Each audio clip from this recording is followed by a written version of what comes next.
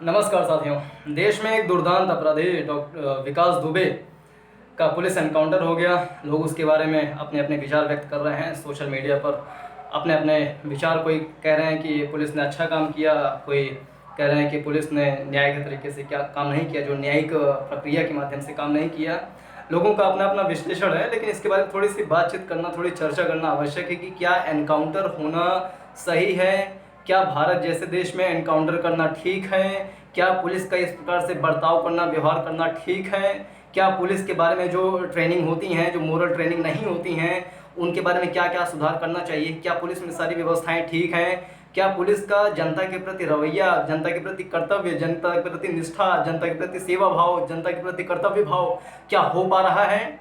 इन सब में अच्छे से विचार किए जाने की आवश्यकता है। अभी पिछले साल 2019 में आंध्र प्रदेश में एक कांड हुआ हैदराबाद में। वहाँ पर एक लेडी डॉक्टर थी जिसके साथ 4 दुर्दांत लोगों ने उसकी बलात्कार किया, उसको जिंदा जला दिया। उसकी बहन पुलिस थाने में गई थी, पुलिस से कहा कि साहब मेरा एफआईआर दर्ज कीजिए, लेकिन पुलिस वाले ने 4 घंटे उसको अपने थाने में बैठाया रखा और तर्क दिया कि आपका रिपोर्ट मैं नहीं दर्ज कर सकता क्योंकि ये हमारे थाना क्षेत्र में नहीं आता है।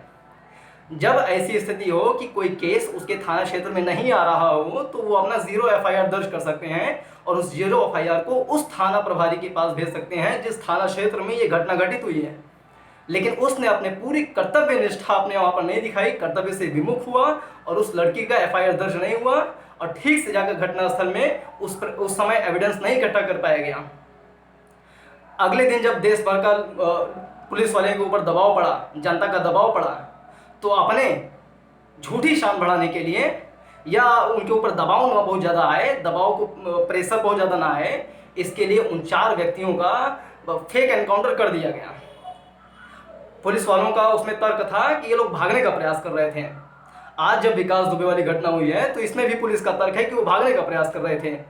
अब कोई व्यक्ति आराम से समझ सकता है कि जो व्यक्ति जाकर के उज्जैन में मंदिर में अपना खुद ही सरेंडर दिया हो, खुद ही आत्मसमर्पण किया हो, वो रास्ते में क्यों भागेगा? और पहले से ये प्रेडिक्शन की जा चुकी थी कि वो कानपुर से पहुंचने से पहले पहले उसकी हत्या कर दी जाएगी, उसका एनकाउंटर कर दिया जाएगा। रास्ते भर विकास दुबे खुद ही यह प्रश्न कर रहा था कि क्या मैं वहां पर जिंदा पहुंच पाऊंगा कि नहीं पहुंच पाऊंगा। ऐसी घटनाएं कर दी गई हैं, लेकिन सभी को अपनी अपनी रोटी सेकनी है, अपनी अपनी रोटी सेकनी है। उनको फूल पहनाया जा रहा है, माला पहनाया जा रहा है, लेकिन वो अपनी कर्तव्य निष्ठा से, अपने कर्तव्य जो निष्ठ होना चाहिए था जनता के प्रति, उससे बिल्कुल विमुख हुए हैं और लोग फिर भी उनको माला पहना रहे हैं।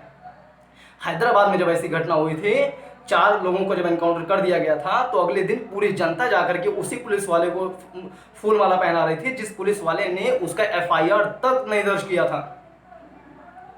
यानी हमें थोड़ा सा समझना पड़ेगा कि हम किसको सपोर्ट कर रहे हैं, किसको सपोर्ट नहीं कर रहे हैं, किसको माला पहना रहे हैं, किसको माला नहीं पहना रहे हैं, क्यों माला पहना रहे हैं, क्यों माला नहीं पहना रहे हैं।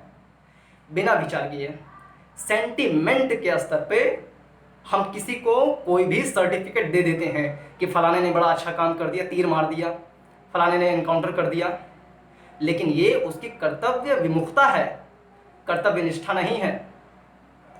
अभी एनसीआरबी यानी नेशनल क्राइम रिकॉर्ड्स ब्यूरो के आंकड़े देखें तो 2017 में करीब 100 लोगों की कस्टोडियल डेथ हुई है और उसी नेशनल क्राइम रिकॉर्ड्स ब्यूरो के अगर डाटा देखें 2001 से लेकर 2018 तक करीब 2500 लोगों की कस्टोडियल डेथ हुई है, जिसमें मतलब औसत निकाला जाए तो करीब हर साल 100 लोगों की कस्टोडियल डेथ हो जाती है। ये क्यों हो जाता है?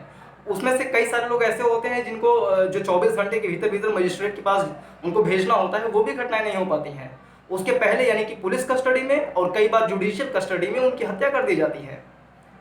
ये सब क्यों हो जाता है? क्योंकि जब पुलिस की ट्रेनिंग की जाती है, पहली बात तो ट्रेनिंग ठीक से प्रकार से नहीं हो पाती है और दूसरी ट्रेनिंग में मोरल ट्रेनिंग होती है, मोरल ट्रेनिंग नहीं दी जाती है। हमारे विद्यालयों में मोरल एजुकेशन नहीं दिया जाता है, ट्रेनिंग में मोरल एजुकेशन नहीं सिखाया जाता है। मोरल ट्रेनिंग भी दी जानी चाहिए इन सब चीज़ में, ताकि वो जनता के प्रति थोड़ा सा उदार भाव हो सकें। आज कोई भी पुलिस वाला होता है वो सड़क पे तू मैं करके बात करता है, गाली देता है किसी भी आम आदमी को। यानी वो काला काला चश्मा पहन ले, बढ़िया सूट बूट पहन ले, खादी वर्दी पहन ले, 4 पहिया गाड़ी पे हाँ हाँ करते चले जाएं, तो अपने आप को वो सलमान खान समझ लेते हैं, मतलब वो बहुत बड़े स्टार बन गए हैं ऐसा समझ लेते हैं। लेकिन उनकी जो पूरी पूरी निष्ठा है वो जनता की सेवा के लिए होना चाहिए, जनता के जान माल की रक्षा के लिए होना चाहिए। उनको परेशान करने के लिए नहीं होना चाहिए, उनको तूती मैं करने के लिए नहीं होना चाहिए। हमारे संविधान की प्रस्तावना में भी लोगों के प्रतिष्ठा, लोगों की गरिमा का अधिकार दिया गया है, लेकिन वो पूरी पूरी उसकी गरिमा का हनन कर देते हैं। लोगों के सामने 100 लोगों के सामने उसको चाटा मार देते हैं। ये सभी एक प्रकार से गलत काम है, इन सब पे विचार किया जाना चाहिए और एक शिकायत प्राधिकरण की स्थापना की जानी चाहिए हर राज्य में कि अगर कोई पुलिस किसी के प्रति गलत व्यवहार कर रहा है, दुर्व्यवहार कर रहा है, यातना दे रहा है, तो उसकी बाकायदे निष्पक्ष तरीके से उसकी जांच की जाए, उस पुलिस अधिकारी को तुरंत उसको सस्पेंड किया जाए या जो भी न्यायिक कार्रवाई हो वो किया जाए। अभी NCAT यानी नेशनल एक NGO है, NGO का एक रिपोर्ट आया था 2019 में ही। वो उन्होंने बताया है कि करीब 2019 में ही करीब 2,2500 लोगों की कस्टोडियल डेथ हो गई है। और एक आंकड़ा बताया गया कि 2014 में करीब 10% लोगों की, 2015 में 6% लोगों की, 2016 में 9% लोगों की, 2017 में 5% लोगों की एक प्रकार से मौत हो गई है। इस कारण क्योंकि पुलिस ने उनको इस तरीके से मारा, इस तरीके से यातना दिया कि उनकी मृत्यु हो गई, मारते मारते मृत्यु हो गई।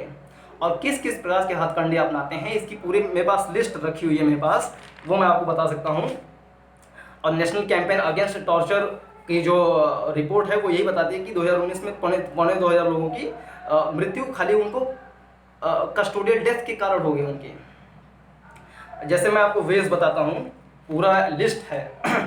जैसे लोहे की कीलों का शरीर में धंसाना, लोहे की कील होते हैं उसको शरीर में धंसा धंसा के टॉर्चर किया जाना, ये भी होता है। बिहार की घटना है। पैर की तली में मारना, जैसे कि पुराने पिक्चरों में देखोगे कि पैर की तली में मारते हैं। और पैर को दोनों तरफ से खींचना, उसको स्ट्रेचिंग करना, ये भी घटनाएं हुई हैं। प्राइवेट पार्ट्स पे मारना, ये भी घटनाएं हुई हैं। घुटनों पर मारना, जिसको ये लाइन ना सुननी हो कृपया करके वीडियो बंद कर दें यहीं पर। इलेक्ट्रिक शॉक देना, ये घटनाएं होती हैं। प्राइवेट पार्ट्स पे मिर्ची डालना, ये कांड होते हैं। यूरिनेटिंग इन माउथ, मुंह में पेशाब करना, ऐसी भी घटनाएं सामने आई हैं। Inserting hand blunt object into anus, यानी जननांग में कुछ नुकीली चीज डालना, ये घटनाएं हुई हैं। Beating after hanging upside down with hands, यानी उल्टा लटका करके उनको मारना। Pressing fingers nails with pliers, यानी किसी उपकरण के माध्यम से उंगली को दबाना। किकिंग मतलब कि जो महिलाएं गर्भावस्था में होती हैं उनको उनके गर्भ में भी मारना, ऐसी भी घटनाएं आई हैं। और 2019 में करीब 4 महिलाओं की मृत्यु कस्टोडियल डेथ में हो गई है। इस कारण हो गई क्योंकि उनके साथ बलात्कार जैसी घटना पुलिस थाने में की गई है। तो ये सारे जो कुकृत्य हैं, अभी 26 जून को मनाया भी गया था international day in support of victims of torture.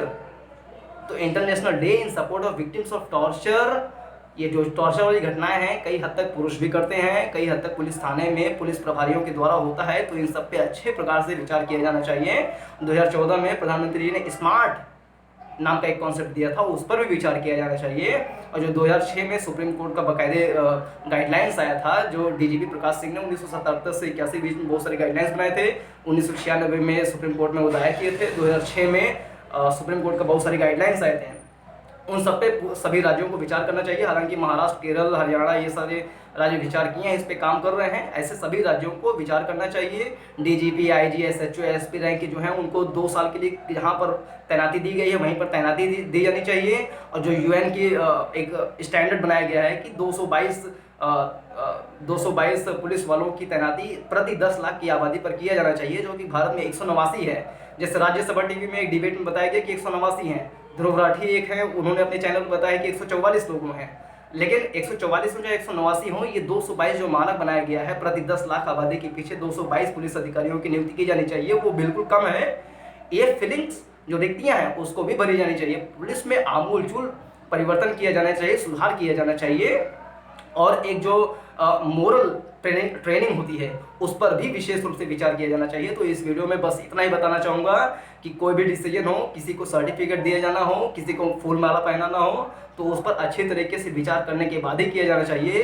क्योंकि ये भारत है, भारत में एक संविधान है और संविधान के अनुच्छेद 21 में जीवन का अधिकार दिया गया है। संविधान के अनुच्छेद 21 में भी ये बातें कही गई हैं कि किसी की मृत्यु बाकायदे जो बनाया गया है ड्यू प्रोसीजर बाय लॉ, कानून के आधार पे दी जानी चाहिए, उसके बिना उसके इतर नहीं दिया जाना चाहिए। इन सब पर विचार करना चाहिए। अनुच्छेद 22 में बातें कही गई हैं कि क्या क्या प्रोसेस होगा। उनको बाकायदे अरेस्ट किया जाएगा जो अपराधी होगा, फिर उसको 24 घंटे के अंतराल में मजिस्ट्रेट के सामने पेश किया जाएगा।